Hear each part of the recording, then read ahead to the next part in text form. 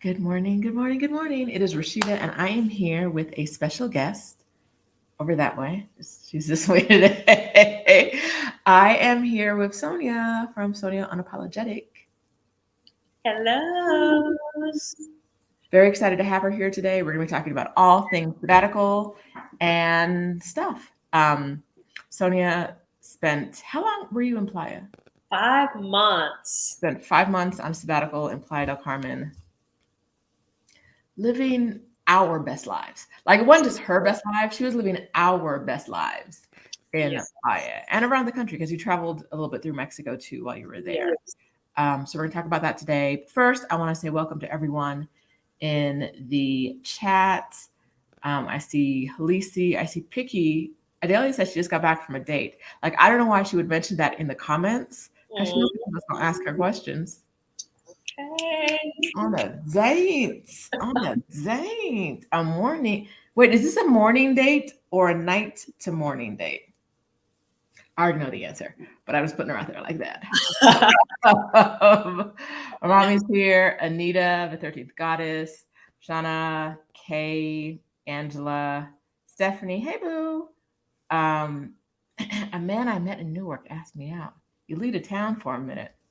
And she young and fresh in some new places. I see, I see. Okay. Angela, Dara, Greta, uh, breakfast date. You see, I was trying to put you out there, though, Adelia, like it was last night's date, but I know. Breakfast date. Okay, okay, okay, okay. Good morning, Kimberly, Annabelle, BJM, JG, Lisa, Damaris. Um, Good morning. Let's do this. Okay, so I don't even know where to start with you because I have so many questions. Like I think it's because I know some of the backstory Uh-huh. and I You know the juicy stuff. I know some of the like how we got to here, which I want to talk about with the audience, but also like I also want to get just down to it. So we're gonna get down to it because that's what I want to do, and I'm the host. Yes. All right now. So tell me the absolute best thing that happened to you in your 5 months in Playa del Carmen. Well, I see Adelia is like, have you done an introduction? Well, I am Mind your breakfast date business, Adelia. Mind your breakfast date business. We're gonna get to that right now. yes. What's the best thing that happened to you in Playa del Carmen? The best thing that's happened to me in Playa del Carmen. I'm gonna say that I was, able to overcome some fears. So I would say one of the best things that happened to me near Playa del Carmen was in Acamal, and it happened with your mommy. Ooh. With I call her Mama Dow. She's probably Yeah. like, No, she will accept that. She will gladly accept that. Go so. for it. For me, like water and everything is still there's some fear around water, but we went to Acamal and did snorkeling. And even though I'm not like a good swimmer, basically the instructor just like had me holding on to like a lifesaver as he like swam around the ocean, like Oh, holding me. nice. But yeah, your mom was like, I'm not getting in nobody's water, okay? She's not. Mm-mm. But that was beautiful because that allowed me to overcome fears. And I was with, my ex's sisters. So they were just like, we're not leaving you behind. Like, either we all gonna do this or, we're not gonna do this at all. So that was just wonderful. Like having that community, it allows you to overcome your fears. And then I was texting, my friends here back in the US, and they were like, girl, it is 11:23 on Tuesday, man. We are You've been drinking, right? You're at the beach. I know y'all were all drinking. No, I'm gonna say all y'all, but a lot of y'all, including my mama, who were at the beach drinking, Yep. talking to strange men and buying strange food, and swimming with turtles and getting dragged around the ocean. Yeah. Your The friends were piece, like, "Girl, we at work. What yeah. are you talking about?" 11:22 a.m. on a Tuesday. Like, why? Like, what's going on? Like, what is this life that you're living? And you forget because, in Playa, it's like every day can be a beach day. Mm-hmm. People are, in the WhatsApp group like, hey, it's Wednesday, at 10 a.m. Do y'all want to go to the beach? Every day you're just living life. And so it's not uncommon for it to be the middle of the work week and you're at the beach. Okay, so let's back up for a second. How would you? Who were you before you decided to take a sabbatical? So before I decided to take a sabbatical, my life was very routine. It was working and getting off from work and taking a nap and eating dinner, going to sleep and doing it all over again the next day. It was just work, work, work. And it definitely felt like very depressing. I was, working for companies to where it's like 2019 was like a year to where I was just like depressed with work because I was working like every day of the week except like Sunday. So Okay. my life before sabbatical it's like, this is a struggle, but we have to work to pay the bills. This is everybody's life. And when I would tell everyone, here in the US, like, man, I'm not liking this. They're like, that's just life. That's what we got to do. And that's what it was before a sabbatical. I had to break out of that mindset. Okay. Okay. So that was 2019, but you went on your sabbatical in 2021. Is that right? I went on sabbatical actually in this year in 2022. Okay. To 2022. So Tuesday Oh. was the day that I flew from DFW to Cancun to start my sabbatical. But I started visiting the Playa del Carmen area, like Tulum and all of that, in 2020. That's when I started visiting. Okay.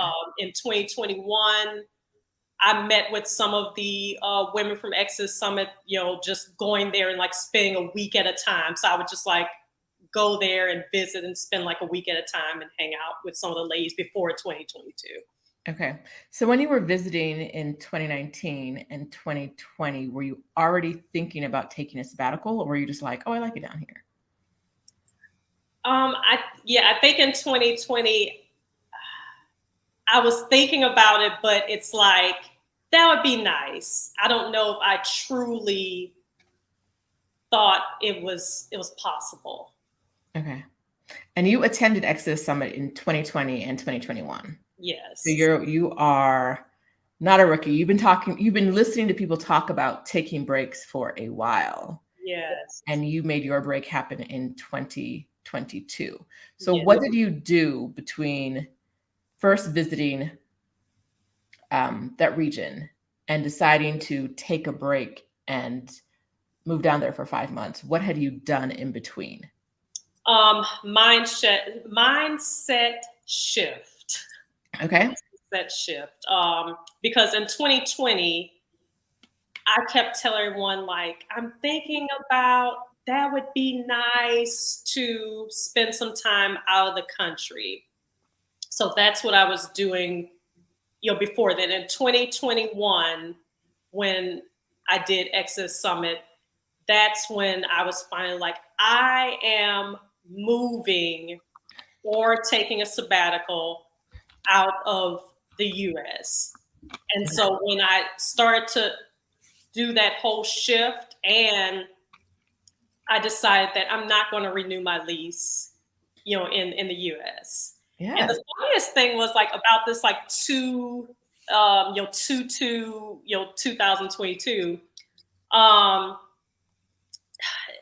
The thing about it is I kept seeing twos everywhere, and actually it wasn't 22, it was 222. So I kept seeing 222 everywhere. And so I'm just like, you know what? I think that's a sign. And so I'm just like, let me look at my lease because I'm just going to go ahead and end my lease. And so I looked, I'm like, okay, when does my lease end? And my lease ended on 2/21. Oh, wow. I'm like, if this is not a sign, I'm like, yep. It's like I've been seeing 222 everywhere. I'm like, this is a sign that it's time for me to move. So when I told them like, hey, I'm not renewing my lease, then I'm boxing things up. I'm got rid of a lot of stuff and then put the rest in storage. It was just, but then also with the Exodus Summit, the accountability groups. When you're doing like Zoom calls with your sisters, it's just kind of like, I can't go back now. I can't be on these Zoom calls talking about, yeah, I'm moving. And then they're like, hey, where are you? And I'm just like, I chickened out. I'm like, I can't, the accountability groups really hold you to where you're like, okay, I have to follow through with this. So, and Stephanie and I, we take credit for everything. We both feel that the accountability groups are some of the best things to come out of Exodus Summit because it gives you an opportunity to move at your pace. So we're finding a way, like we're going to do accountability groups again this year because we realized that the people who made progress were the people who were in accountability groups and showed up, and who like made a plan at the summit or like got some ideas of how to figure out their plan and then showed up with their sisters to say, okay, we're doing it. Yeah. And we're going. So accountability groups are here to stay for the future. But your accountability group shut down, right? Yeah. Okay. So for good reason, right? Like it's not a sad shutdown. So, I was leading the Playa accountability group, and like once I got to Playa, it's like it feel like we all here. It's like we're all like we weren't really in the WhatsApp because it's like I'm gonna see you tomorrow at brunch, and so it just started to get like really dead to where I'm just like we're really not interacting in this WhatsApp group because all of the active members in the accountability group are here. Right. And so I'm just like, you know what? Maybe it served its purpose, and maybe it's time for me to shut it down. And so now there's another WhatsApp group called Playa del Crew that I did not start, but I'm active in. That group is where I will send people if they're like, hey, where's what's going on with the accountability group? I'm like, okay, this group is a good informative group, encouraging group, but I don't know, maybe we shall see. I mean, there's nothing wrong with if everyone's there's nothing wrong with shutting it down. There's something I actually want to talk about. Stephanie says 100% success rate, and I love that. But before I claim it, she's already claimed it, so that part is done. Before I claim it, what I do want to know is because we kind of like let you guys make your accountability groups, and then we were like, and go swim, baby, go fly, baby birds, go fly. Yeah, like we were like, oh, just go. We don't know what's going on. We don't know what y'all doing. So how many people do you think, like what percentage of people started in the group and like hit their goal, and what percentage would you say like fell off somewhere along the way? And is there any way to kind of tell because it's like what helped people make it all the way through and why people dropped out? Okay, so what helped people make it through were the ones that when we would have Zoom calls, I would lead Zoom calls, the ones who would attend the Zoom calls and who were in the chat, those were the ones who actually made it to Playa. The ones who really didn't come to Zoom calls and didn't, we're just kind of like, okay, I'm not going to really, be active. Maybe every once in a while I'll say something. Those were the ones who, haven't made it yet. Maybe they'll make it, but the ones of us who are really active on those Zoom calls, because on the Zoom calls it's just kind of like, okay, where are you at right now? What's your date that you're going to be moving to Playa? What's holding you back? Oh, I'm trying to sell my house. I'm getting rid of all of my stuff. So we were really like on it, like, okay, and what can your sisters do to help you overcome some stuff. It's just something that we can research and give you that information. So that was the difference. Okay. Yeah. All right. That's nice to hear. It's nice to hear of it, like what people put into it is what they got out of it. Right? Like if they put in the time and effort. And I say this as someone who's like, I ain't going to that call. I just tell me what happens. I'm like, I am very much like a I don't want to person. But it's also, that's a good reminder for me that what I put in is what I get out. So going to those calls for whatever it is I'm involved in, that's important. Sonja's in the comments. From lack to legacy, we bonded, kept one another accountable, and just cheered one another to the finish line. And that's really important. Hey, sister. Hey, sister. Yeah. So if you're new here and you're like, what are we talking about? I am one of the co-founders of Exodus Summit. This is our third year in a row of doing Exodus Summit. It is a summit for Black women who want to move abroad or take sabbaticals. And Sonja is a 2-time graduate of the summit and took a 5-month sabbatical in Playa, Carmen earlier this year. Like time, I know, I feel like I met you in Mexico City last fall, but the words you're saying tell me that that's not true. And I'm just like, you met me in Mexico City in April of this year. Don't time just, it feels like listen, April of this year, November of last year. I don't know the difference anymore. I don't know. I don't know. Life, yeah. I don't. But Exodus Summit is coming up again this October. I've said the wrong date for that 1,000 times, but it's October 8th through 10th with evening kickoff on the 7th. And we're going to have women this year talking about how to make money. So the accountability groups this year are not going to be aligned with the place you want to go to like they were last year. This year, they're going to be aligned with how do you want to make money? Which of these paths that we've shown you do you want to pursue? And which path are you going to take to get to the money? The accountability group leaders this year are going to be self-selected from people who have the All Access Pass. The All Access Pass gets you into the live sessions during the summit. And so the people in the live sessions, in the actual interactive sessions, because most of the sessions you'll be watching live. But if you want to be in interactive portion, you'll need the All Access Pass for that. The leaders will be selected by yourselves from that group of people. And then the people who have the weekend pass can join afterwards. But the plans are going to be made at the summit. Leaders will be chosen from people in the All Access Pass because we can't get everyone on camera. Like it's impossible to get everyone on camera. And so we had to select it somehow. So it's All Access Pass are people who are going to be in the interactive sessions. So if you're looking for a new way to make money, we are showing almost 20 different paths, almost 20 different ways to make money, a lot of which I think I've done 2, and one is the one I'm teaching, right? I think that's all I've done out of the ones we're talking about. So 16 of them are going to be new. 16-ish of them are going to be new to me. And I think that for a lot of women, they're going to be 10 or more that you've never even considered before. And so it's a great way to find new revenue streams, because truly for a lot of us, a lot of people, the difference between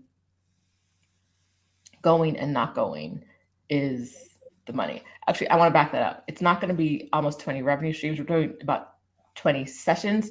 Some of them are going to be about things like taxes and expats, because we can talk about making money, but if we don't talk about how to keep money, it's kind of, what's the point? Adelia is going to be doing a session on how much money you actually need to do the thing you need to do, which I'm going to ask you right now, Sonja. Not really personal, but not too personal.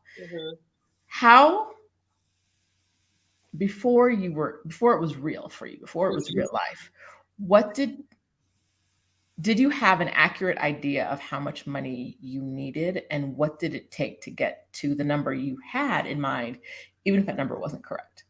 Talk to us. Okay, so what helped me get the number, and I sound like such a commercial, like I attended Exodus Summit, but it's true. Like, I don't know if it was a 2020 Exodus Summit or if it was a 2021 Exodus Summit, but I remember Stephanie talking about, and I think the number was 14 grand, like have something saved because I knew that, okay, if I can have some money saved, I might not be going out and leaving the US forever, but I might get to do a really good sabbatical, come back and regroup, and go back out. And so when Stephanie said that number, that made it more real Mhm. because what held me back was it's like I'm not rich, I have to be rich. It's like I'll win the lottery and then I'll go on my sabbatical. But when Stephanie said that number, it made me feel like, okay, outside the US, things are cheaper. So you can really do like 6 months somewhere and you don't have to have $1 million in the bank. And No. so that's what that kind of helped me make it real. And that's what pushed me to where I'm like, oh, I can actually do this. And Stephanie traveled for a year on that Mhm. $14,000 and went all over the place. And so I think that's one of the things that we hear from people all the time is like, oh, but what about the money? And Mhm. most of the time, if I push someone and I'm like, okay, you need money. How much money do you need? They're like, money. And I'm like, well, how much money do you, how much money? If you say you can't go because you don't have the money, here are two Mhm. questions. How much money do you have? And how much money do you need? And Mhm. most times, most people can't answer either, not accurately answer either Mhm. question. Like, how much money do you have is kind of like, girl, I don't know. Like, why would I don't know. Mhm. And how much money do you need? It's kind of like, um, I don't really have an answer. I don't Yeah, I because think people aren't doing the math. yeah, because I think for me, and the 5 months, it was under 10 grand, and this wasn't eating ramen. This was snorkeling and hot air balloon, and Yes. went to Mexico City. But also one of my friends here in DFW believed in my dream to take a sabbatical, and also said, I will pay 3 months of your rent in when you go on your sabbatical. I cried. Like, this Aw. is someone saying, I know how much you've been wanting to do this. I believe in this for you, Mhm. and so I'll pay 3 months of your rent when you're on sabbatical. That made it even more real Right. then because I was still like, what about the money? I don't know. And this friend was like, I'm not gonna let you're not backing out of this. I believe Right. in you. And then it's kinda like, okay, what's my excuse gonna be now? Right? Like, I've crossing excuses I can use off the list. So what's Mhm. nothing's left, right? Like, okay, time to go. Yes. Um, that friend believed in you. Were Oh, there other friends who were like, "Girl, what are you doing?" yes. Like, isn't it scary? What about if you get kidnapped? I'm like, are people not getting kidnapped in Dallas? Uh, yeah. So I that was a hard thing too because I had a lot of people looking at me like this is a bad idea. Like, this is not safe, and you're going by yourself. I'm like, I'm not really going by myself because I have people that I've gotten to know. Mhm. I've met them a few times. When I visited Playa, and yeah, a lot. I mean, I felt like some people were going to do an intervention with me. Like, some of my friends and family here, it's just kind of like, we are not letting you go. I thought I was going to walk into like an intervention, like you are not getting on that plane. And Right. so that was a hard thing too because that was kind of making me doubt a little bit because of how much fear everyone Mhm. else had. Like, you're gonna go out there, you're not gonna return. But then it's like now they're like, when you going back to Mexico? I'm like, oh, Can I go with you too? Right. interesting. Like, y'all was about to Yeah. do an intervention. Now y'all like, so when you going back? I'm like, Okay. It's funny that doesn't. It's hard for people to accept that you've made this choice and you're actually happy. Earlier this year, a friend of mine came down, and a mutual friend of her. I've been traveling. I've not lived in the U.S. Full time since 2018. Oh wow. There was that time in Florida, but we don't talk about that. Um, but I had a friend came down here. Another friend told her that like she needed to make sure she saw me because this other friend didn't think I was actually doing okay, that it was pretty much like all a front and I was not okay. And I'm like, so someone needed to lay eyes on me and know that I was okay. And I'm like, yeah, it's been years. Like, why can't you just take at face value that I live a new life and I'm happy? Like, why are you sending people check out, like to do a welfare check? I was like, I'm okay. Yeah, they're thinking that you're like you're when you're texting, you're kidnapped. It's a kidnapper who's texting. When Like, you're live, somebody's like, it came across more like I must be deeply depressed. oh, okay. And so am I going to jump off a building? And I'm like, what? Your life changes when you're away from like your people, right? Yeah. I don't talk to you as much as I used to because I have new people, right? Like it's been years. Friendships change over time. Doesn't mean that I'm not okay. Yeah, because what you talk about, because I mean that was the thing with when I texted, the group message that I'm in, here in with my friends in the US, when I'm just kind of like, hey, what y'all doing? I just finished snorkeling with sea turtles. They're like, ma'am, it is 11:22. Like we are at work. It's like it's a different set of things that you're living a different life. And so when you talk to your old friends, it's like they're looking at like, are you bragging or I can't relate to this. Right. And at the same time, like I was in a group chat, weekly meetup with some friends I used to work with, and they've all gone on to other places now. But every week it would be like 70% of the call would be about the jobs. And I'm like, but I don't care. Oh, yeah.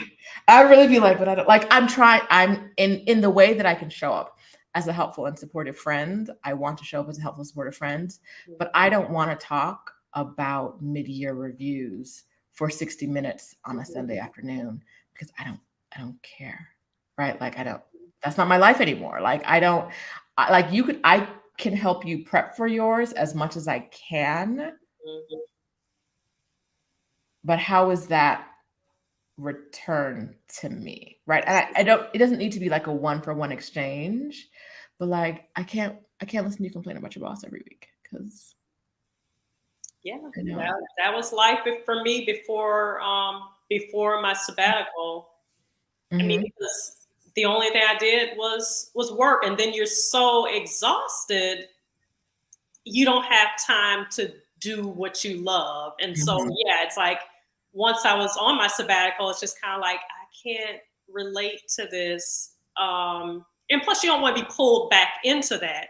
That's what it is. It's like we were all in the same toxic environment together, and I've left and I'm in a non-toxic space. It sounds like you are still in other toxic spaces. I don't want to hear about this. Like I don't have toxicity in my life, so I don't want to absorb yours weekly.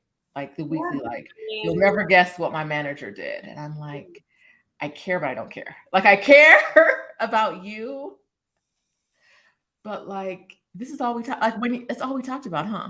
I was like, oh, this is what we talked about. Yeah, it's like their manager's name and everything. Like, guess what Bob did? You're like, why do I know your manager's name? Like, yeah, I mean, a lot of times the saddest thing is a lot of our friendships here in the U.S. formed through the struggle. Having that in common, those traumas in common. Mm-hmm. So when one of us is, divorced from that trauma, it's just kind of like, what are we having in common anymore? Because the only thing we ever talked about was the struggles that we were going through. Right. Right. And so it's definitely nice to be out of that space. What Amina says, trauma bonds. Yep. Mm-hmm. And I feel like with trauma bonds, you kind of have to, and I'm not a therapist, I kind of feel like you have to get all the way out or they'll always pull you back in, right? Like in all of the situations, people are like, there's no understanding your life, right? Like those women will not understand what it feels like to wake up and say like, what do I want to do with my day? Mm-hmm. Oh, here's a message about going to the beach. Mom, listen, that day, my mom was like, I hit my mom out because we were in Playa. And I said, oh, I was in some group. I was like, oh, the ladies are going to the beach today. Do you want to go? And she was like, well, I was supposed to. Yeah, I want to go. I was like, but I have to work, so I can't go. And she was like, that's a you problem, man. She was like, okay, well, tell them I'll be at the bus stop at this time. I was like, and your mom showed up with all the Jamaican flair. Honey. But yeah, she was like, I gotta go. Now she's been retired for a while. You're on a sabbatical for a while. If that was her first day of like that life, I know her friends would have been like, is it safe on the bus? Who are these women? That's something that comes up, I think, more frequently that we don't talk about is your friends not really trusting these new people. Who are these new people? Yeah. Who are these? I heard I was talking to someone who was like, my friends don't trust that it's not like a gang of people down here trying to like the Black women I know aren't like working for sex traffickers and trying Mm-hmm. you have like other people's fears. Mm-hmm. We talk about this a lot. Other people's fears, you can't let them hold you back.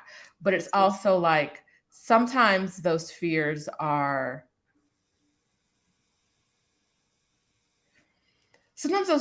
like based on things we've heard. Like we've heard that Mexico is unsafe, right? For decades, we've been hearing that. Yeah. And then sometimes those fears are based on like you changing or you leaving and your relationship with that friend changing. Yeah. And sometimes figuring out what that is, like figuring out what that fear is sometimes important. And sometimes it's like, it doesn't really matter to me what you're scared of because like, I'm gonna do what I'm gonna do. Right. But yeah, I have spoken to people who have said that their friends were like, we don't trust the new people you're down there hanging out with. And it was like, for no reason. They haven't heard anything. No one said anything negative to them. It's just people they don't know. So their friends are like, don't do that. Come back to us. But come back to like the toxic environment. Come back to the life you did not love. Come back to us where we're still stuck in that toxicity because truly there's a love thing there, right? Like they love you, you love them. So they want you back without realizing that like, sometimes love means letting go, right? Sometimes loving your friends means letting them go do the thing they need to do that will get them to a better place in life. And so I think that I don't trust the new people is one of the most interesting ones to me because it's like, because like, our friends in the US are making new friends and there's no problem there, but like going to another country and making new friends there, that makes Black women more suspicious than a lot of other things. Like who are they? I don't know. That's one thing for me. People have asked me like, well, how long have you known these women? Have you met them in person? And that's a thing to where people get like really leery when you're like, nope, just met them through Zoom. They're like, oh no, it's a whole catfish situation. I saw an episode of Dr. Phil. Right. I know where this is going. Yeah. Yeah, but it's like, for a lot of us, I think we need to take people as they are because they're not going to change, right? And we need to, and it's hard to change their minds. And I don't often feel like it's worth the trouble of changing their minds. Like if you're determined to do something, instead of trying to get your friends to support you, find the people that will support you, right? Find those people out there who are like, I see you, I see what you're doing, I love it. Let me pay 3 months of your rent, because that friend, right? Like, hello. Yeah. That, or the people who are like, I'm doing it too. How can I help you? What do you know? That kind of thing. Yeah, that was very important that I had to stop listening to the noise. I had to stop sharing things with people, and that's hard for a lot of people when someone is very close to you. It can be a family member or whatever, and you're like, I can't share these things because it's going to make them uncomfortable.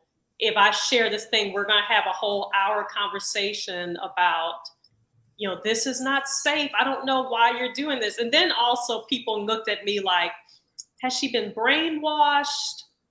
Is it a cult? Yeah. Is this some sort of cult? Like, this is not like you. Like, what's going on? It's like, we're going to need to do an intervention. Yeah, it's weird because people, and Visha was saying people who will tell you they're supporting you. Like they think this is their way of supporting you, is to like run through all the possible things that can go wrong, right? Someone in the comments said we need joy bonding, and I'm like, yeah, we need joy bonding instead of trauma bonding. Okay, so we talked about the best thing, which was facing your fears. You were out there, you had your own schedule, doing whatever you wanted, whenever you wanted. Mm-hmm. What disappointed you about Playa? I think one thing that was frustrating was the transportation. So you're like, girl, you was only there for a little bit. And girl.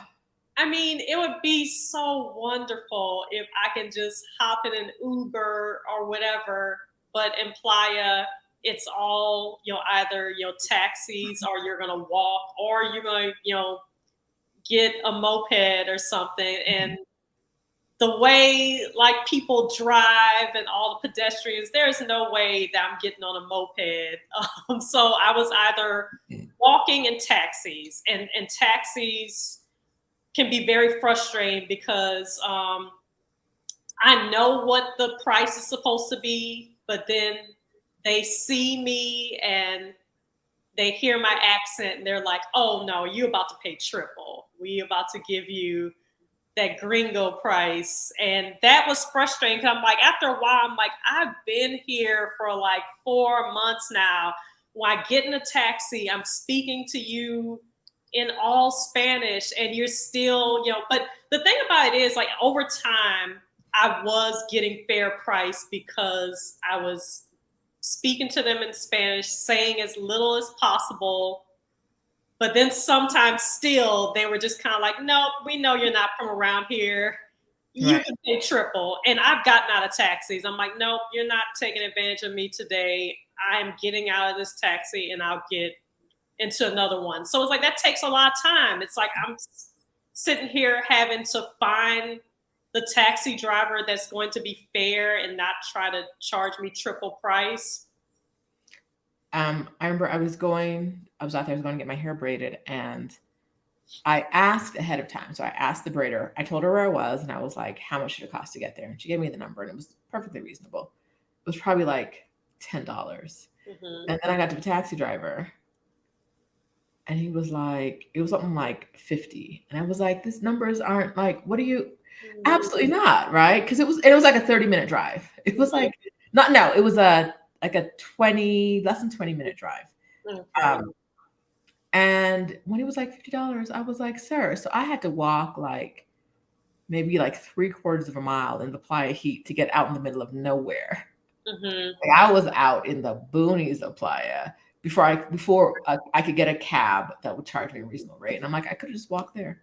Like I could have just walked. Yeah, that's the thing too. The time that it takes where that I can't catch a cab right here because they're going to overcharge me. And also, like, don't let it like be raining. Mm-hmm. It's raining hard. They're like, oh, What you gonna do? yeah. It's like, what are you gonna do? Right? You gonna walk in this rain, or you gonna get in this taxi? Yeah, so you gonna swim home, or Right. are you going to?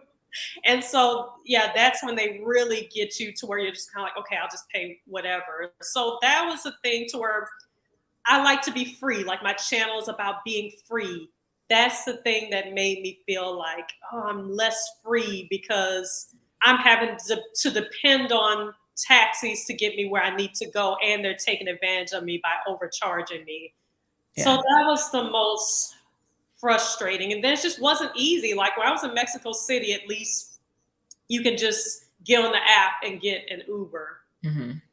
But in Playa, no, No. it's tough. It is tough with the transportation. Yeah. My mom got in a taxi to meet you guys. When she was going to meet you guys, she got in a taxi. And they told her one price in the beginning when she went to get out. And it was a shared taxi, I think, too. Oh, wow. When she went to get out, they told her a different price. And she was like, no. We're not doing this. No. I'm gonna pay you what I said I was gonna pay you. And I think you might have cussed her out. But we hear from people all the time that people say all the time, oh, you'll get great prices. Like you just need to learn better Spanish. You just need to learn better Spanish and you'll get better prices. And it's like, I can say what I can negotiate in Spanish and I'm still gonna get charged gringo prices, right? Because I do not look like I'm from around here, right? As there's no amount of Spanish speaking, there's no accent that is not going to make someone think like, maybe they'll think I was born and raised in Playa. Absolutely not. Absolutely not. That's just not. They are like digging that well a little deeper, and it's like it's one of the reasons.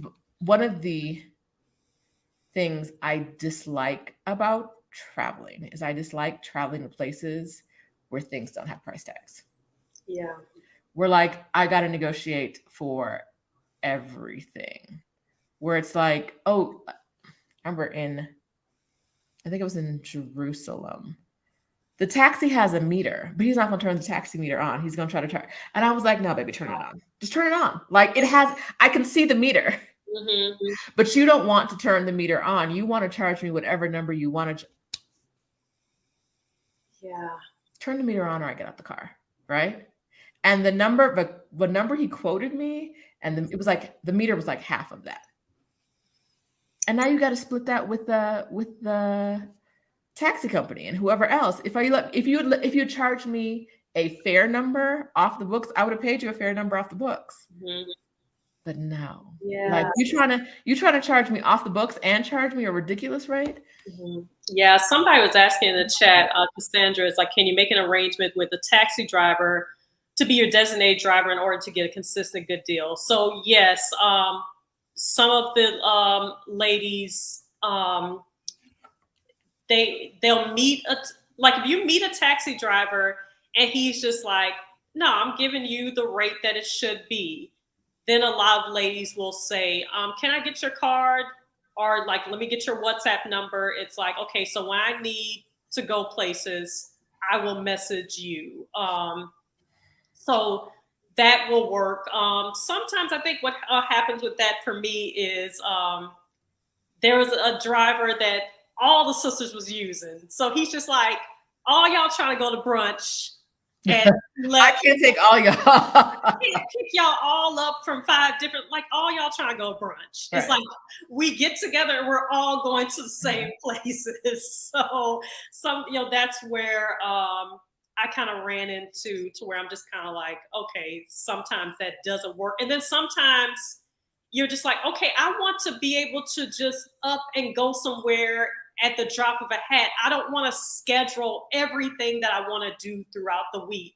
I don't know what time I'm going to feel like going somewhere. And so that's when I'm just like, okay, let me just flag down a taxi right quick. But there has been a couple of guys where I have their WhatsApp numbers. And if I know ahead of time, I'll go ahead and message them and have them come pick me up. But I hate, like I love freedom. So I love to be able to not necessarily know when I'm going to go somewhere and not have everything planned out. Right. And I hate, it's not necessarily the freedom for me. It's a feeling that like I have to constantly have my guard up against being taken advantage of. Like it's constant like just let there be one price. Right. And even if there isn't one, if there isn't one price. So we talked about this last week. And Kat mentioned that she would be okay with like a local price and a foreigner price. And I think to a certain extent, depending on what the difference was, I would be okay with that too. Depending, like there's a lot of things I have to think about, but I think I could be okay with that too if that's what it was. If it wasn't just some man looking me up and down and being like, "This is the number," right? Like if there was like a set, tell me what the set price is for me, and let me decide whether I want to pay that. Don't let whether I'm buying water or juice on the street or a taco, it's always like, this is the number. That's the number for you. It feels like in a lot of situations, it's always like, this is the number I'm going to charge you. And I'm like, does that have any relationship to the actual price? Or was that just like right? Yeah. And it's like they get more and more greedy. Like someone was talking about coming from the airport and a taxi driver was like $200 US. It's like just like what number can I throw? $1 million. It's like just like let there be a set price and tell me what the set price is. But if I feel like every situation needs to be negotiated or every situation I feel like I'm getting played, I'm just like, I don't like playing. And this goes for everywhere in the world. I'm just like, I don't feel like doing this. I don't. Yeah, friend Tara in the chat says, oh, okay, another thing that they were trying to do, she said when they pull out the rate chart. Okay, so they'll pick you up and they'll tell you a price and you're like, okay, I've been here long enough. Like it was supposed to be 50 pesos. You're telling me 300 pesos. They're like, no, this is the right price. And they had this printed piece of paper and they say, here's the rate chart. No. And so they pulled out this piece of paper that they printed and laminated. You're like, no, that's not. They have a prop ready. Like, no, see, it says right here. In the on the way to, did you go to Xochimilco while you were here in Mexico City? Yes. Okay, so for anyone who doesn't know, Xochimilco is southern part of town, and it is a canal system that you can like take a barge through. It's pretty cool. I like it. It's a fun thing to do. But on the way there are a bunch of like guys on the side of the road, a lot of boys, and they'll have these like, they'll try to like sell you something, and if you're like, no, they're like, no, look, I've got this laminated lanyard thing around my neck. Like, I'm official. And I'm like, baby, you printed that out at like the Office Depot around the corner. Like they're like, no, I'm an official. Like it's legit. And I'm like, it's a prop. There's no legitimate sale there at all. Right. Like it's just whatever you can negotiate with the guy when you get there. So don't spelled and stuff. Maybe it's he's like, no, they're like, no, we're legit. We're selling tickets for real. And maybe, I don't know if you bought something from them, whether anyone would like honor that when you got the 3 blocks and 20 minutes it's going to take in the car to get to where you're going. Or whether they would be like, we don't know what this is. Like, what is this? Right. I don't know which one it is, but every time I'm like, yeah, I want to give my money. Also, I want to give my money to the person who's going to take me to do the thing. Like, I want to see the person who's taking me to do the thing, right? And I want to do the thing with them. I don't want to pay someone who's not even on site to go over the. Yeah, they warned me about the guys that would, be harassing us, on our way to Xochimilco. So yeah, we did. Me and my friend had a tour that was, done through the hotel, which still, next time I would go, I wouldn't do the tour through the hotel because then it's like they pack in all this extra stuff that you're like, I don't need this. I didn't need to see this. They're making all these stops, and I'm like, I didn't need to do any of this. Yeah, it's a fun thing to do on your own. But you said that so the point of your experience has been all about ease, right? Or about freedom? How would Yes, you describe it? because like my whole channel is about freedom. It was just like about me just kind of taking a break from all the struggle and noise for me, just so I could really get to know myself and figure out, okay, what is it that I want to do, in the future? What do I want my future to look like? Okay. And one thing I can say, and we were talking about this a little bit before, the live, it's like when you and Stephanie say like move out of the US or take a sabbatical, it's like, y'all, that's a setup, the whole sabbatical situation.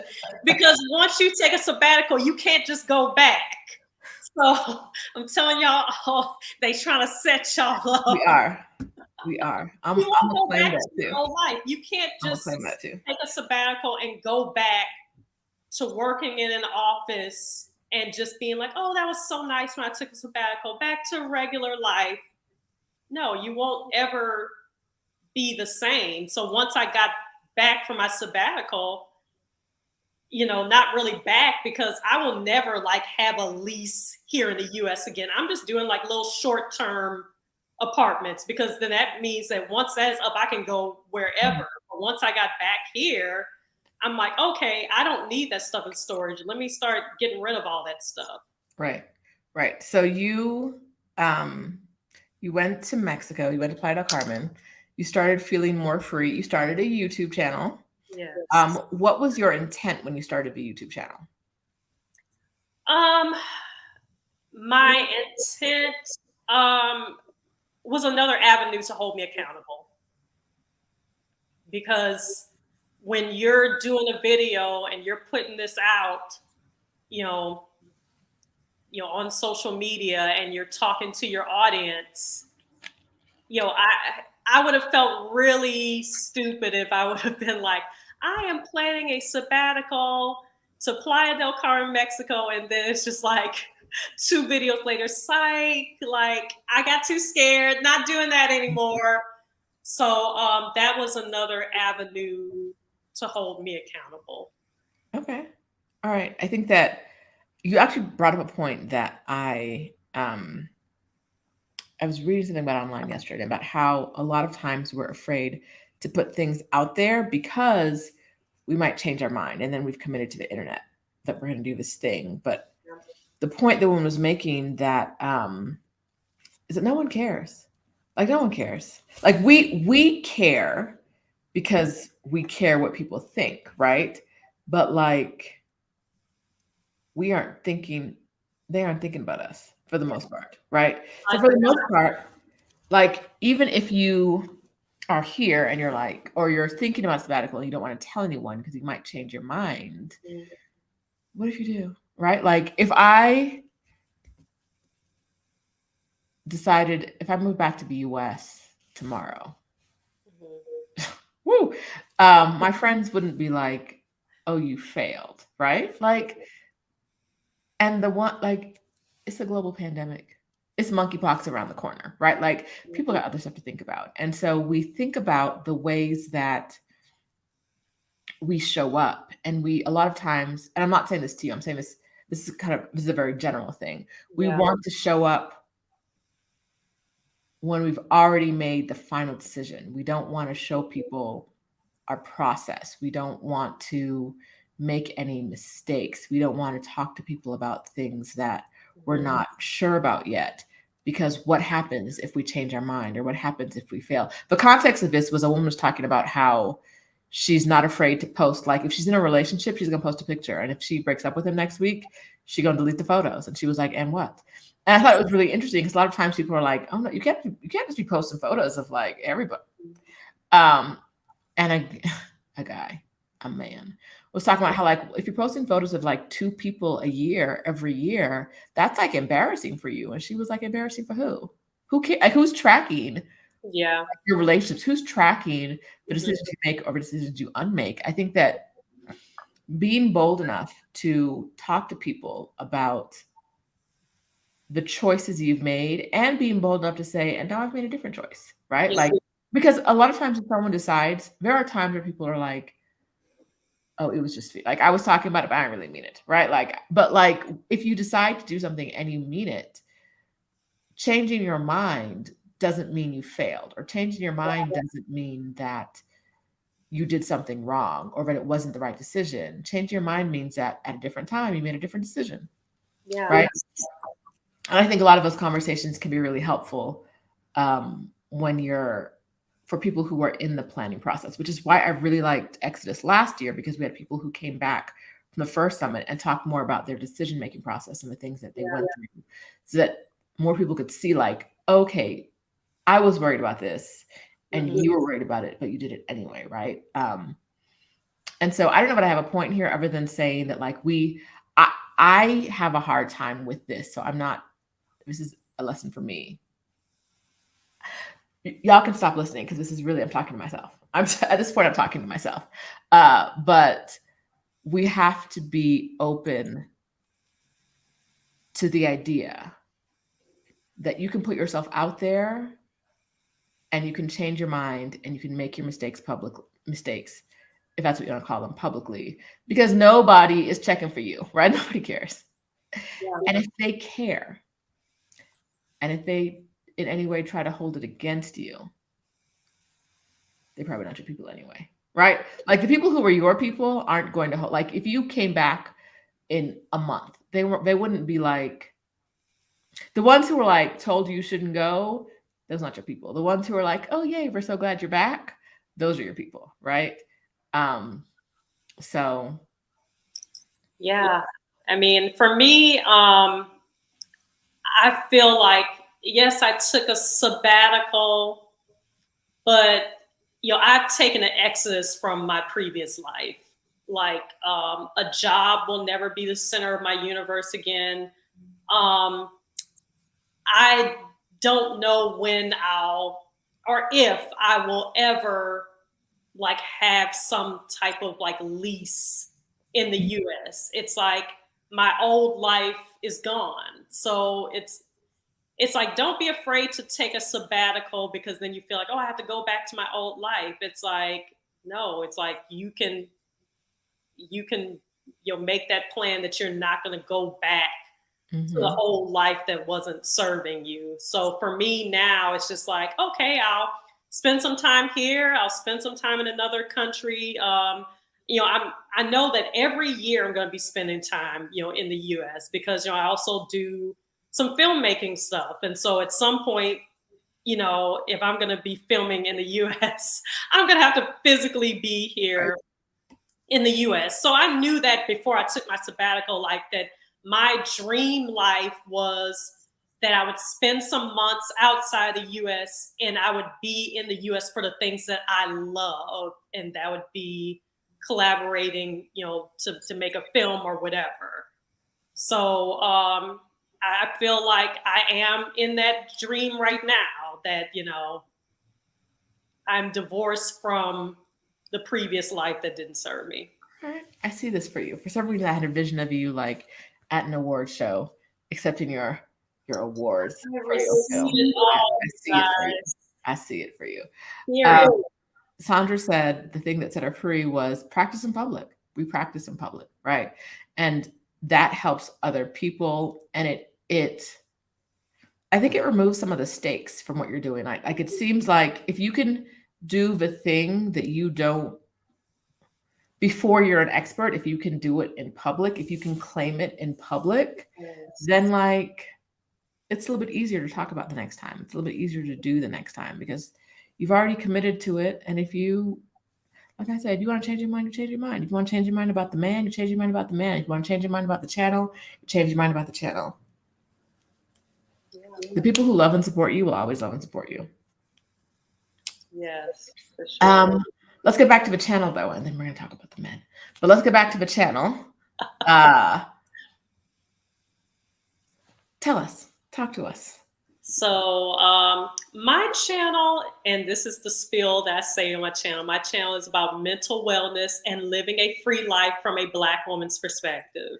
Okay. It's Sonja Unapologetic. And there's a lot of things, types of videos that I have on my channel. I have some, like, documentary vlog style videos to where, we're doing beach days, we're doing, rooftop at the Fives. We're all, doing the lunch and brunches. And so it's just like that Black girl joy. I have a lot of those videos where it's documenting us having the time of our life.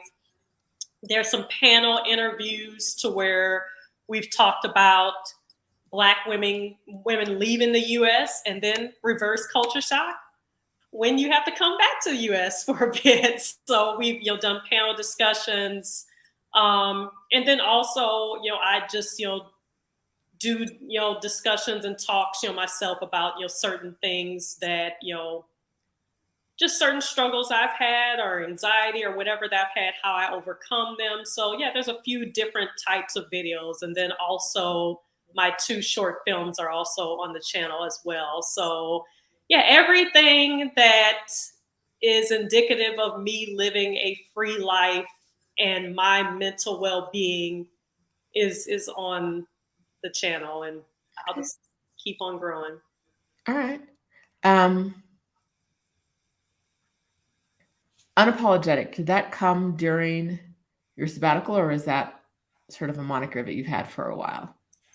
That came right before our sabbatical, when I was like, okay, I am going to go to Playa del Carmen and spend some months there. And it's just like, okay, this is what I want for my life. And I want to stop apologizing, because that's what previous Sonja, it's just like, I apologize for everything that I wanted, to do. I was always apologizing for what I wanted.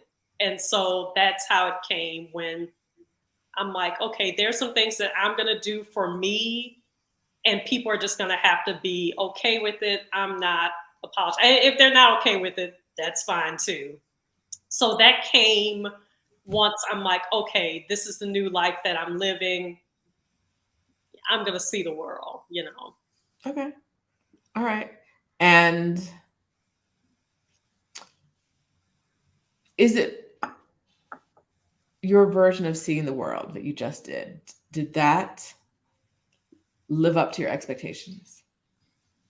Yes, it did. It just made me hungry for a lot more. So now on my list, and we talked a little bit about the places on my list, but I forgot to mention Thailand is on my list. I'm like, okay, wow, I would really want to go spend some time in Thailand. So yeah, I mean, I still feel like I'm in Texas right now. So I spent a lot of my life in Texas. So, it's like Mexico still feels like I still have a lot more to see, Mm-hmm. Right. because I mean, there's places here in Texas to where you go to a spot and everyone's speaking Spanish, so I'm just like, okay, there's still, Mexico was a soft place to land because it didn't feel so unfamiliar. Mm-hmm. So it's like, now I'm like, okay, I need to push myself a little bit more outside of my comfort zone. Sonja is the biggest cheerleader in the world. You tried to put Sonia's link in the chat. Somebody help me. You cannot drop links. You cannot drop URLs in the chat, but her link is already in the description. So if you're not subscribed to Sonja's channel, go ahead and get it from the link in the description. Click, and it's right there for you. Binge watch those videos. Binge watch her videos. Hit that subscribe. Hit the thumbs up. Give this video a thumbs up too while you're here. Yeah. So very excited for you about that. Before we started live, we were talking a little bit behind the scenes. One of the things we talked about was about how men play a role in the decision or the decision to go over decision not to go. Mm-hmm. And Sonja, I would like you to share your take. Come. Mike's all yours. So some of my friends who are watching, they're probably gonna laugh, but my closest friends know that I started talking about like, hey, I think I'm going to spend some time in Mexico. I started that in 2020. And then I got this thing in my mind, like, maybe I should be looking for my husband. So maybe I need to stay in the US. And, I started back with online dating and I was going on some dates. And the guys I was meeting, they're just kind of like, well, you still want to go to Mexico? Like, you've met me. Like, you have everything you need now, ma'am. You don't need to go to Mexico. Woo! So I was meeting all these guys who were like, no. And this one guy told me, he's like, I got 6 months to change your mind. It's like. And did he? Absolutely not. I think I have to laugh at, but like, why would you go? I'm here now, because these are not men who have proposed to you, right? These are not men who have said, let's plan a life together. But they are men who are saying, change your life plans for me. Yeah. Because we went and had these cocktails, right? Like, we ate some chicken wings together. So why would you leave? Like, girl, this is PF Chang's. I don't take anybody PF Chang's, okay? So it's like, you got everything you need here. And I think that's when I realized, like, this is really holding me back. The guys that I've been meeting, this is not fulfilling. Like you said, no one is trying to make any commitment, but they already want me to change my life. Mm-hmm. And I was just finally like, what are you doing? Like, are you really thinking about not going to Mexico because of some phantom possible husband who would have a problem with it? And so that was a part of my mindset shift as well. It's like, don't forego your dreams because it's like, oh, I have to give this up to find love. And now I live from the perspective of, I'm gonna live my life and have a ball. And if he shows up, if the man I'm supposed to be with shows up while I'm living a ball, then great. If he doesn't, then great, because I'm enjoying my life. I feel like for me, I'm having more fun not dating than dating. I know a lot of people are probably like, what?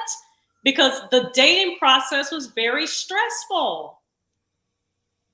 I'm like, why am I putting myself through all this stress? I think that it's hard to, so we were talking about this before. It's hard to understand while you're in the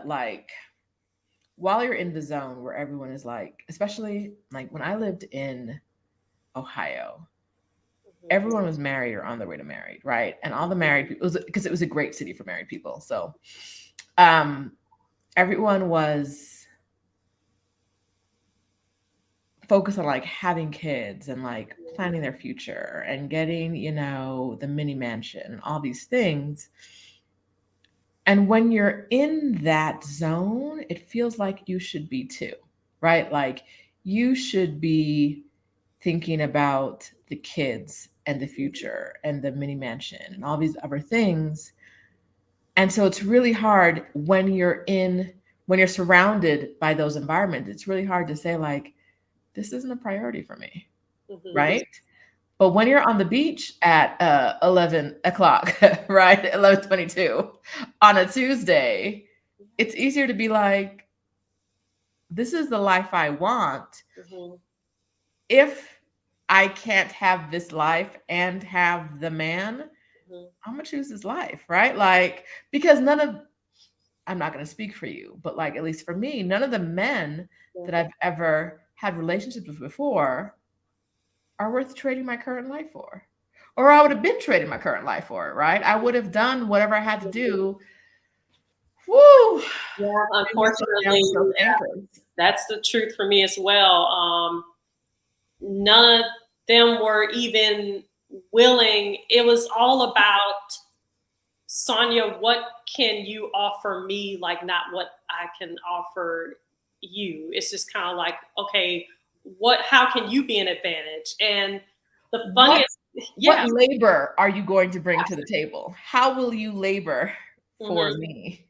It's like, I don't want to labor. I don't want to labor for myself, much less.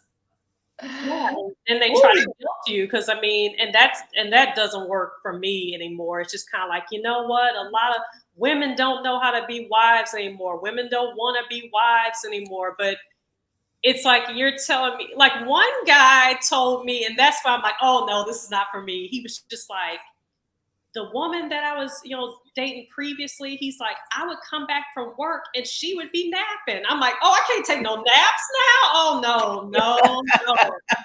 Y'all know how much I love some naps. I'm like, oh, Woo. you don't have to worry about me. You don't, Mm-mm. oh, this is not No, for we me. are not compatible. Thank you.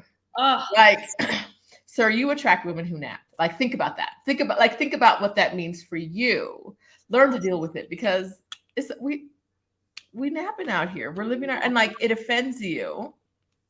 he said I came back from work. She was taking a nap. I'm like, I can't nap. Like, what's the problem? Oh no. It's like you're not gonna take naps away from me. That is a part of my life. No, she should have been cooking or cleaning or doing some Yeah, other like. she should have been cooking. Food should have been ready. And she worked all day, Of but course she did. Of yeah, course she she just got off 30 minutes before you. did. Of course she did. Okay, so one of the things we talked about earlier was about how I know that the reason I was my sabbatical happened just like yours because a lot of things came into place at the right time, right moment. I know that not being in a relationship made taking the sabbatical easier because I know what if I was in a relationship, then I would have been like, baby, don't go, baby, don't go. Baby. What about us? What about us? Right? A lot of times we hear from women and we do these live events, talk to women. There's always women in the comments, and this is no shade, no shame, but there's always women who are like, well, what about the men? But like when you move to a country that doesn't have a majority Black population, how and where do you find the Black men? And my thought typically is, if this is your concern, you're probably moving single.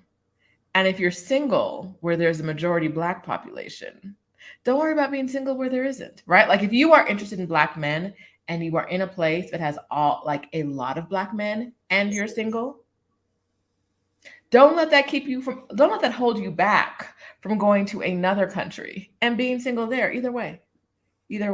Like I think that to your point, releasing yourself from the search from a relationship Yes.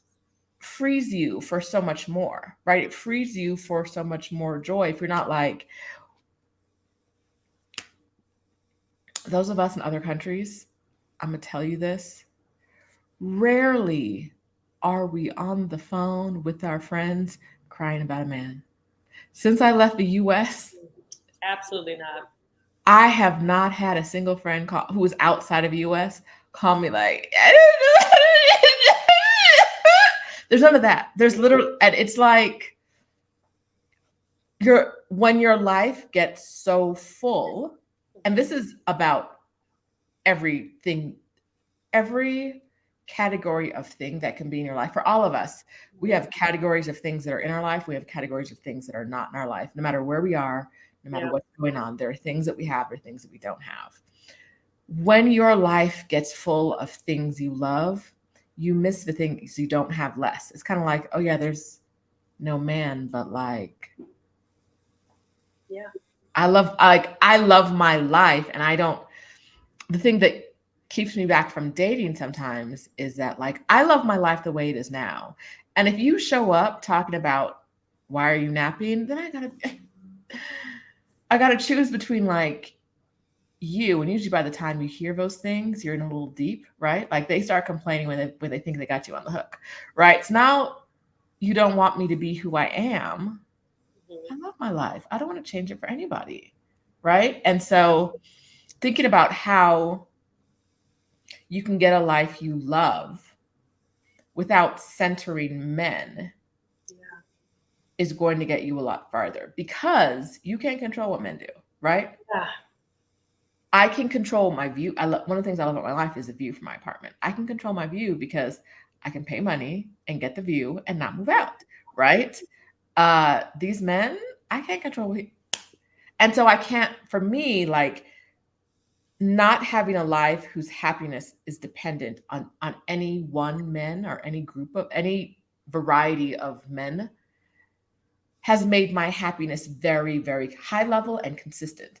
That's what I'm saying. The joy in my life is high level and consistent.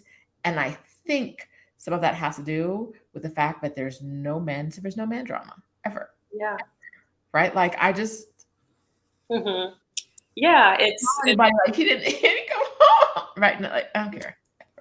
Yeah, because it's like it's consistent wanting to conform, and I think a lot of people I know, a lot of family members, a lot of ladies here that I know are married or in long-term relationships, so they were looking at me like something's wrong with you. Like, what are we going to do to get you paired up? So you can stop being abnormal, so you can come to the couples events, and everyone's like trying to fix me. And I, bought into that for a long time. It's like I didn't want to be the weird one, the odd one, or to where it's like your life is successful. It's like you have a good job, and you have this, and you're such a beautiful woman. Like, but what's wrong with you that you can't get a man? And I didn't want people constantly being like, oh, they think there's something's wrong with me because. And of course, now I just don't care. Like, when I realize, like, what am I doing? Like, do I want this, or do I want to look a certain way in other people's eyes? I finally told a friend, like, I thought about it. I'm just kind of like, do I really want the relationship, or do I want to win? It's just kind of like, oh, I've gotten all the puzzle pieces, man piece in there. I won the game. Bingo, But I firmly believe that you cannot have all the puzzle pieces. Like, I don't think it's possible to have everything. Mm-hmm. Right? And so which ones are you willing to let go of? I'm willing to let go of the ones that don't create consistent. My goal is joy, right? Yours is freedom, mine is joy. Ones that don't create consistent joy, they can go, right? And so, like, for me, that's always been men. Like, consistent, every time I see you, I am happy to be with you, joy. You can go. Every time I see Adelia, I'm happy to be with her. Even when she's picking these terrible restaurants, I'm still happy to be with her, which is why she's in my life, right? If it was like every time I saw her, I'd be like, oh girl, this ain't it. She wouldn't be here. And so I'm like, a man who's coming in has to bring. I'm not saying that I'm not open to a man coming in. I'm saying that I'm not open to a man coming in who's not consistently bringing joy, who's bringing like drama or arguments, or like not supporting me in who I am and what I do. And so, ladies, don't worry about where these men are. Don't worry about where the men are, what they're doing. Are they dating? What's dating like? Go somewhere that is going to fill in the puzzle pieces of your life.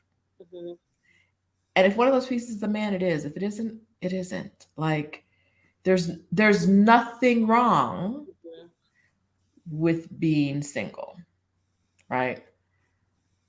And the idea that like your life is incomplete if you don't have a man is the patriarchy telling us this, because these men can't survive without us, because they'd be dying early and shit without us. That's why there's so much messaging about like biological clocks and we need men and this and that, and oh, all these single women are unhappy. No, single men are unhappy. It's something like I was watching.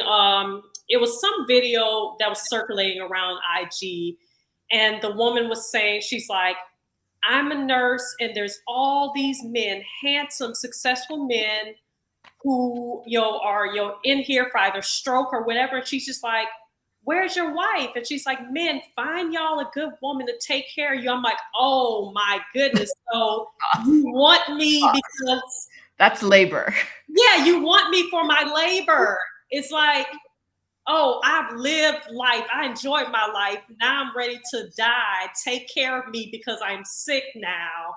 I'm like, if that's why you want me, I don't want it. I don't want it. I don't want it. And that's why a lot of these men end up in these nursing homes by themselves, no one visiting them. Yeah, I'm just like, I mean, and that's the one thing when I went back to online dating, I'm like, let me give this another try. Every man that I met, it's like, what labor can you give me? And it's just like, wow, you're really describing a maid. It's like, can you cook? You know, one guy was telling me, and my kids are vegan. I'm a single father. My kids are vegan. What's this got to do with me? Right? Like, my daughters have a lot of hair. It's natural. Can you do hair? Is this a job? What is the paycheck for this job interview? What is the pay you're offering for this job interview? And you want labor. What are you giving? And he told me, he's like, and one thing that excites me about getting married again, he's just like having those two incomes. Oh, okay, so and you want me to bring my income? I gotta comb your kids' thick ass hair, cook them vegan food, meals, and work. And he was just like, listen, you better jump on this deal. I'm just like, I'm not that travel and go on the beach. Right? And, you know, like these turtles ain't asking nothing from you, right? Like they just chilling, bringing joy. Yeah. It's like cooking vegan meals and combing hair, sea turtles. Like it's wild to do that and also say, and I want your money. Right?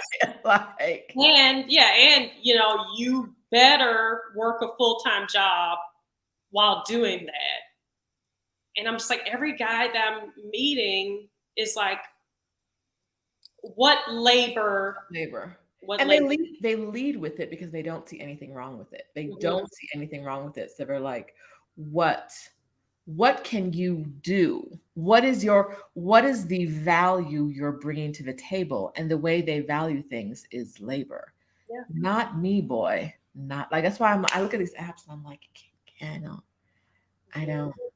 No, 2 incomes and vegan meals. Yeah, it was a lot. And I mean, the kids, beautiful kids, you know, they called while we were on a date. And I'm like, it's like, hey, they're on speaker. No, I don't want to talk to your kids. Yes, I can't. There's also that though, that like, no matter, I'm not calling his kids baggage, I'm calling his life baggage. I'm calling his general life baggage, right? But no matter what baggage they come with, they're the prize. Always. Oh, that's exactly what I was going to say. They always think they're the prize. It's like, that is a lot to ask someone to, you know, for me to go from 0 to 100. Right. Being single, no kids, getting to travel, and to give that up, because it's like a lot of times our worth is tied up in, but do you have a man? You know, it's a lot of times when people are trying to like take you down. They'll say, but you don't have a man. Oh yeah, you swim with sea turtles and you on the beach, but you don't have a man though. But it's also like, I could ask you to look at your man and tell me why anyone else would want that. But you know what I mean? But like, apparently that's not right. Apparently that's not cool. But there is that idea that like, to win as a woman, it's ignoring the fact of like how heterosexist and how heteronormative it is. To win as a woman, you have to have a man. Doesn't have to be a good man. Doesn't have to be completely yours, right? Could be a piece of an ancient man, but as long as you can claim it, that's how you win within the patriarchy. And it's like, I don't want to play that game, much less win it, right? I don't want to. No, thank you. Yeah, did y'all? I mean, I know in the South, the older ladies in Louisiana used to say, a piece of man is better than no man at all. No. No, Why? I don't want that. Yeah. Yeah, so it's about a mindset shift. Mhm. And I don't think I ever thought a piece of a man is better than no man at all, but I used to think like, okay, what does life look like? Okay, that looks like, and I've been married before, but I thought, okay, let me go out and find my next husband. And it's just like, no, go out and live life. Go and live life. And so I want you, this is like we said in the beginning, no shade, no shame. If you are a woman who is hesitant to make life decisions based on whether how this will impact your ability to get a man or hold on to a man, fuck that man. Go live your life, right? Like go live, because we hear it all the time. What about men? What about men in this country? Can you find a man in this country? What about in a lot of the expat groups, it's where can I find a large number of Black men? You're around a large number of Black men right now, and it's not working out for you. Like, what do you think is going to happen differently? Right? What's going to change in another country? Yes, different countries have different attitudes. But like don't let your country search, your future life decisions be based on where the men are, where they are not. It's not worth it. Because okay, so that's something that we were talking about earlier too, is that the women we know that are abroad, I think like you were able to identify, I think one, Sonia, but most women are like, I don't care about men. Like most women who are living this life are like, if he shows up, he shows up. But I'm not living, and I'm on, like I said, I'm on the apps very infrequently. I'm a terrible app person because I'm not going getting over the hurdle that you might be at like worst, you're a serial killer, right? Right. At worst, you are a felon that means physical harm. At best, you're like these other men that like at best, you're a unicorn, but I've never met before. So I don't know if you're really real. And in the middle, you're like all the men I've met before. Like what is the payoff here for me? I just don't. And why are they allowing guys in prison to be on these dating apps?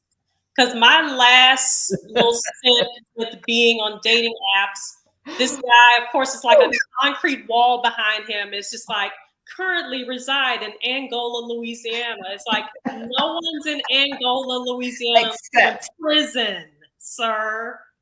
Do you think that whew, I don't understand why they're letting the guys in prison be on the dating apps, but everybody needs love or whatever they say. somebody for everybody. Somebody for everybody. And listen, I've been watching Love After Lockup. So I've realized that some people love knowing that their partner, always knowing where their partner is, always knowing what their partner's doing.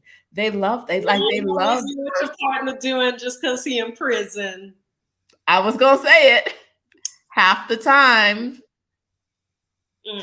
But yeah, that is attractive to some people. They are seeking out inmates. And if that's you, do you, but don't do it like these people on that show because they dumb. They are dumb. I saw some episodes. I'm going to go back and watch just for the entertainment. Dumb. Like, I can't get played by a man I've sent all this money to while he's in prison. Because now you got to die, right? And you come out and I find out you had like 6 of us. Like you got. Oh, isn't that crazy? It's like you are getting played by a man in prison. Like you're getting played by a man in prison? You're getting played by a woman in prison. Like how yeah. Mm-mm. Mm-mm. Yeah, it's just something the way the way we'll allow certain things to hold us back. And people play on that quote desperation. Mm-hmm. Because a lot of men, you'll know that a lot of us, it's like that is the life goal to have a man. So they can, come into our lives and it's like, okay, you're going to be willing to part with your money. You're going to be willing to do whatever if I pretend that I like you, it's, yeah, I mean, there's a lot of guys to where it's just like, wait a minute, you think that I'm going to like financially take care of you? Like, why would I do that? Why would I do that? Why would I do that? Just so that I can say I have a man. Which I don't know. We went deep into this category, which is not where we wanted to go. But truly the thought was if where the men are is driving your decisions, pick Mm-hmm. another driver. Pick something else to drive a decision because That will hold you back. also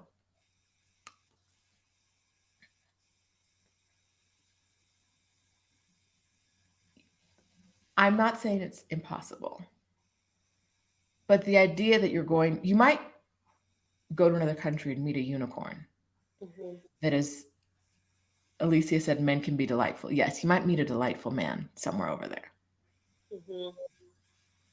But a lot of these men around the world are the same, right? Mm-hmm. They're the same. Get on these apps, it's the same photos, it's the same stuff, it's the same everywhere around the world. So don't think that moving is going to open up a whole new or a better category of men for you. Mm-hmm. Yeah. The same around the world.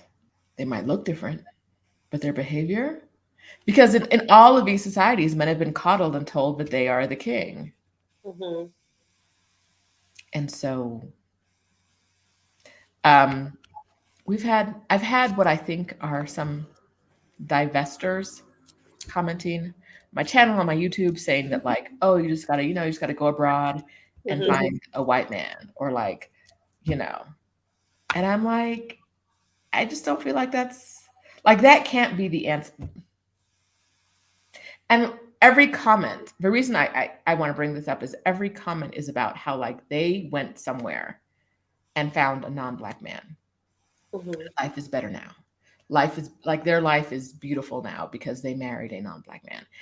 And yes, that might be true, but I don't really believe it.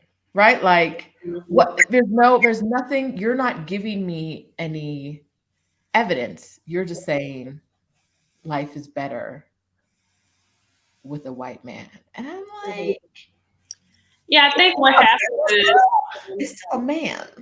yeah, people try to tell us this is what you can do. If you change his behavior, I can tell you what to do to find a man. And you just don't have control over. That's just something you don't have control over. I've had a lot of people ask me, well, why do you think that you haven't found the right one? What are you doing or whatever? Like somehow you It's can on just you. walk into the grocery store and go to aisle whatever and grab a good man. It's really something that you cannot control. And so that can really drive you crazy and run your life if you're trying to do these things. And people make a lot of money from that. There's a lot of Mm-hmm. like dating coaches to where it's like, pay me this many thousands of dollars and I will help you find a man, and Listen, the minute that man starts acting up for me, I'm gonna be at the coach like, I need a refund. I need a refund. This one is broken. I don't like this one. like Take it's it on back. for 30 days, no money, Right? No more refunds. and you lost your receipt. So Listen, you open the package. That's yours now. oh, for the Right? It's out the box. No. You gotta pay a restocking fee to return it. No, I think that it's important that as a woman, especially as a Black woman, when you are making the plans for what the next phase of your life is going to look like, you deprioritize men. yeah. I'm not saying you should plan on being single forever. I'm not saying that men don't um, contribute some value to your life and that you should block them out. I'm saying that if you're making decisions based on where the men are or they aren't, or what type of men are there, what type of men aren't there, you're holding yourself back from living a fuller life, right? You're holding yourself back from living a fuller life. And maybe it's when you're living this full life that the right man will show up and show up as the right person, right? Because you're living your full life. But listen, all the women who are like, I can't move abroad because, you know, the black men are in America. I'm like, okay. Like, I beyond this conversation, I don't know what to tell you to do because. Yeah, that's something when we were doing the live on Stephanie's channel about the things that held us back. And I put in the comments, I'm like, what about not moving because you want to find your husband? It's like, I'm like, that should have definitely been added to the list because it's something that we can't control. And, you know, then it's like, I think we romanticize that as well. It's like you can get to paradise and you feel like, but I'm, you know, by myself, but I'm not, you know, in a relationship. And I can't lie for like a second. You know, it's like I'd be in Playa and I'd be on the beach. It's like, but I'm here in this beautiful place, you know, by myself. It would be nice. It's like, oh, it would be nice. But, you know, it's just like, okay, like you said, like, did you have that in the US? And then some of the guys that I knew from the US who would reach out to me, it's just like, oh, you're in Playa del Carmen now. Let me know when I can come out there. Why do you come out here when you want to? Because they're looking like, oh, now I got free place. I got a place to stay. She gonna show I got a tour guide. Tour guide. Scary now because there's someone who will take me around. Yeah, this is maybe I can also have sex. Yeah. Sir. Yep. Sir.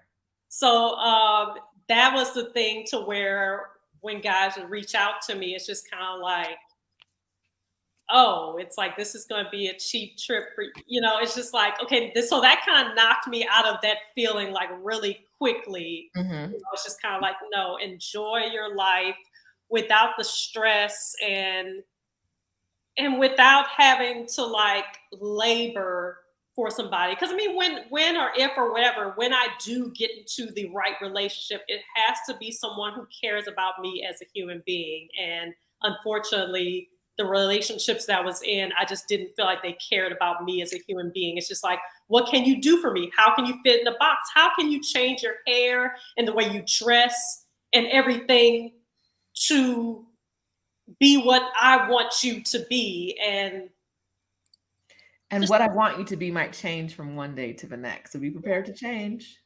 Yeah. I mean, you could be cooking vegan meals right now after work. No naps, you know. I that one I think is so bold because like he had a to-do list for you on your first date, a to-do list. Woo. No, it's not. This is not a job interview. Like if you treat it like a job, I understand why people treat it like job interviews. But like if you put job in there, I'm walking in the opposite direction. So I can't. Yes, I'm seeing they're having fun in the chat. And I gotta go to work. Yes, like so then it's like all the things that was stressing me out, I've added 100% more, you know, to that. You know, the to-do list is now a lot longer, you know. See, I'm seeing what they got going on. They got a lot going on in the chat. A lot.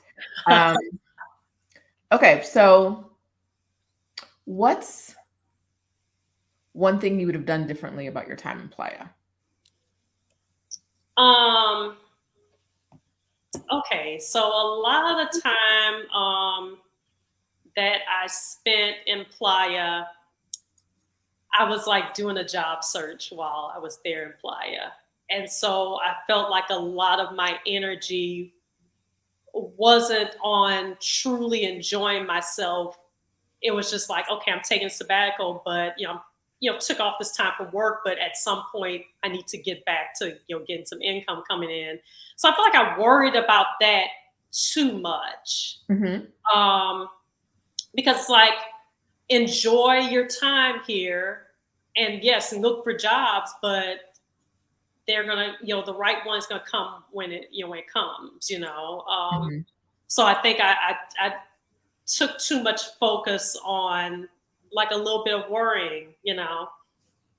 What to do about the job? Okay. Yeah. And so for your next time in Playa, what are you trying to incorporate into your next experience in Playa that you didn't have in your last experience in Playa? So my next experience in Playa,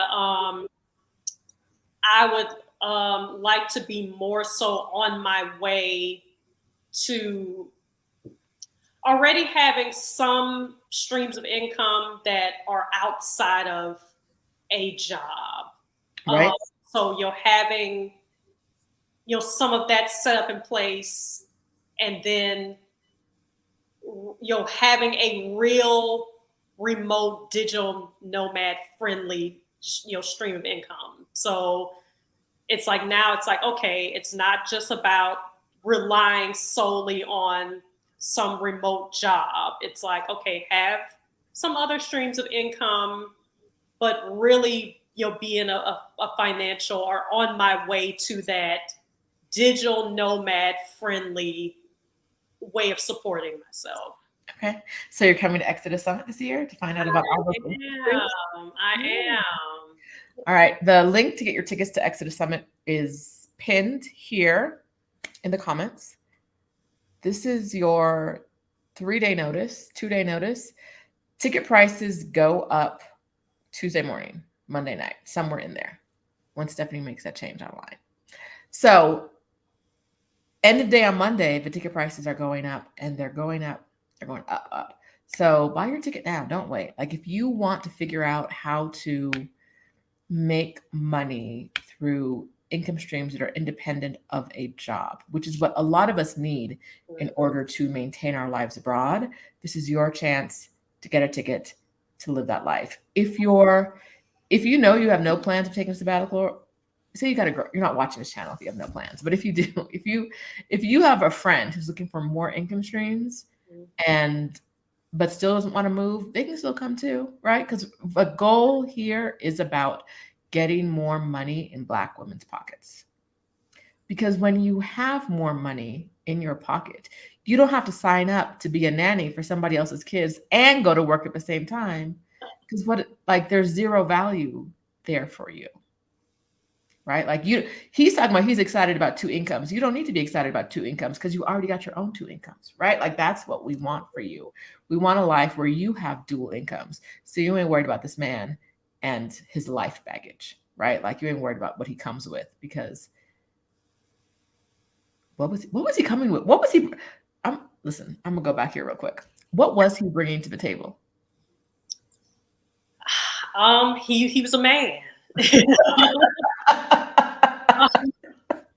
That, and a lot of times I think with men, it's just kind of like, okay, even if it's not going to work, it's like, let me listen to their perspective. Mm-hmm. But he saw more value. It's like, he basically said he felt like a man was more valuable than a woman. Like, basically, you're getting the value because I'm a man, pretty much. So I think, I guess, he probably ran into a lot of women to where it's like, this is a dream to have these beautiful kids and in a nice house, and you have this man and he's intelligent and whatever. So yeah, I think he was bringing to the table that he's a man. You weren't willing to uproot your entire life and change all your plans because he was a man? Yeah.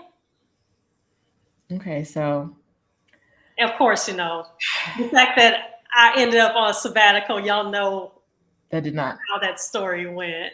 Did not happen. Okay, so here's the thing. So that you don't end up across the table from that man, we want you to be free. Your ticket to every year, the women who go to Exodus Summit are freer after the summit than they were before, every year. I'm gonna tell you that every year there's more freedom, right? Sonja's here for freedom. I'm here for joy. Stephanie's here for yachts. Come on now. Like we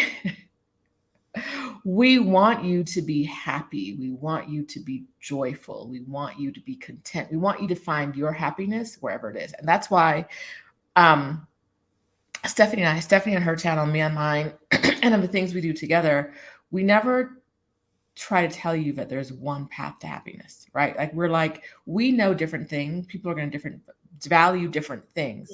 We know that you're going to want something different than what I want. I want you to identify what you want and chase it. I want you to find the income stream that's right for you and chase it. I want you to do the things that are important to you. Yes. Find them, do them, be that person. Figure out, write down the things that bring you joy, right? Go get them. Oh, and it takes work, right? It takes work to identify who you want to be. And I think a lot of people stop short of doing that. A lot of people would not be in situations they're in right now if they stopped one day and said, who do I want to be? And does this situation serve me? Does this job serve me? Does this home serve me? Does this relationship serve me? But we get in things and we feel like we're stuck and we don't do it. And then, where are we? I want Exodus Summit to be a point where people can say, what is it that I want? Like, okay, I'm here with my accountability group, right? Mm-hmm. And these are the things that are working for me and these are the things that are not. What can I do? If I make an extra, you'll keep it low. If I make an extra $2,000 a month, how could my life change? On top of what I'm making now. If I can make an extra $8,000, if I can make an extra $8,000 a month, how can my life change? If I can make an extra $25,000 a month, how can my life change? I use those numbers because those are all numbers that our speakers are making, right? Mm-hmm. How can my life change with these numbers? Maybe I will stop combing this man's child's hair and cooking them vegan food. Because I don't want to be here. I really want to be on a beach somewhere. Maybe Playa, Carmen, maybe a beach in Thailand, right? Like, who knows? What opens up to me in this world of ours? What opens up to me if I have the money, if I have more money? Maybe it's not all the money I need to chase my dreams, but if I have more money means more options, right? All the time, no matter where you are in the world, more money means more options. They say money can't buy happiness, but child, it can buy you a lot of things that bring you happiness, right? It can pay for a lot of things that will make you happy. So I don't know that money can't buy happiness. Money can't cure everything. It can fix a lot though, right? Money can't cure everything. It can fix a lot, right? So what does more money, how can it change your life and what are you willing to do to get this money? So we're going to talk about that at the summit, exodussummit.com.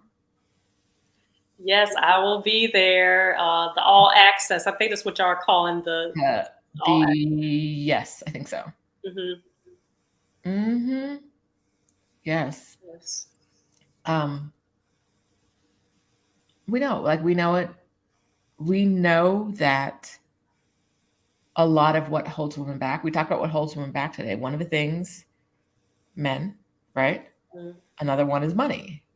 Mm-hmm. It's feeling like you don't have enough money, or like it's going to cost too much. And so how do we get you in a position where you have more money to spend and you have more options? Because this all has come like right on time, because 2021 Exodus Summit, it got me out the door because I was just like, oh, can I do the fear? The fear was the thing in 2021.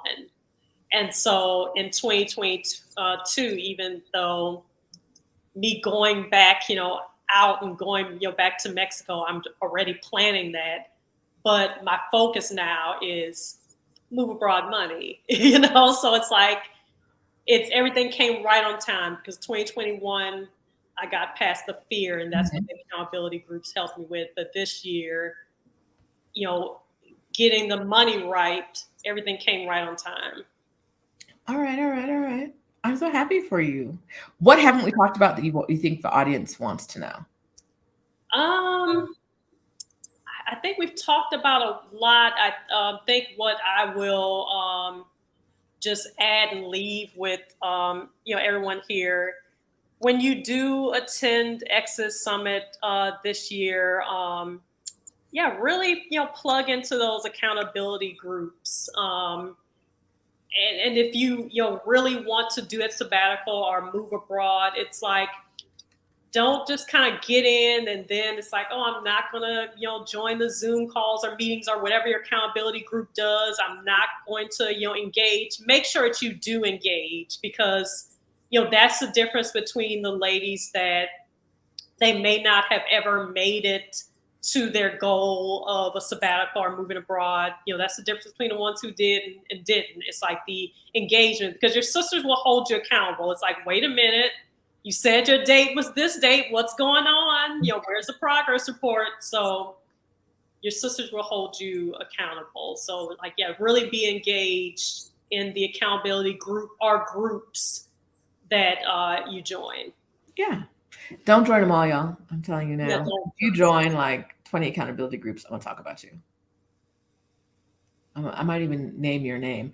I do want to say I forgot it. I didn't see it at the time. Let's see if I can find it now. I want to boop, boop, boop, boop, boop. I'm looking for something. Keep talking, girl. Keep talking. You're the host now.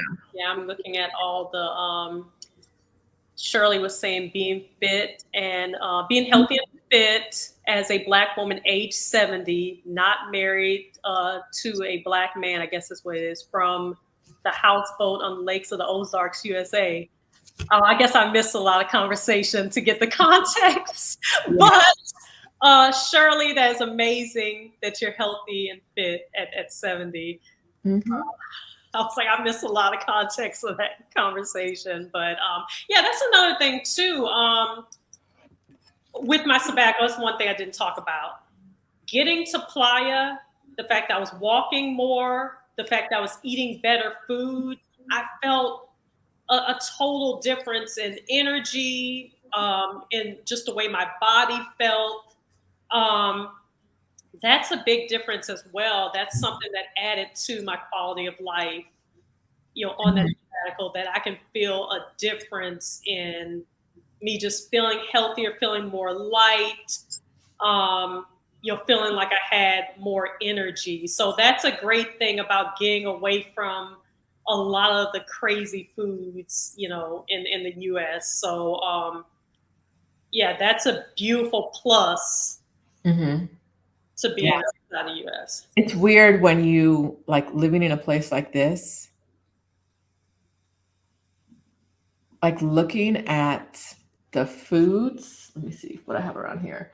Like every food I get here like is fresh and healthy and from the ground, or it has some warning on it, like girl, just gonna kill you. Like the Cokes have warning labels. Like I have some Oreos here, but Oreos have warning labels. Like there's excess sugar in this, there's excess fat in this, and it's like that makes you stop, because it's like, it made me feel like you've already had an item with that warning label on it today. You cannot have another one.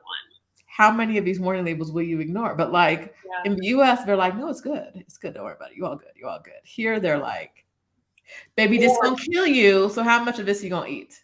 How much of this will you eat? There's like alarms on it. You pick up the Oreo. I wanted to thank Miss Markelia for the super sticker earlier. Really appreciate you. I missed it in the chat. Anyway, thanks so much.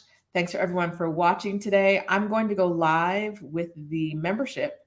If you're not part of my membership, there's a link to join. We did a Zoom live meet and greets, a little hangout happy hour earlier this week, Thursday.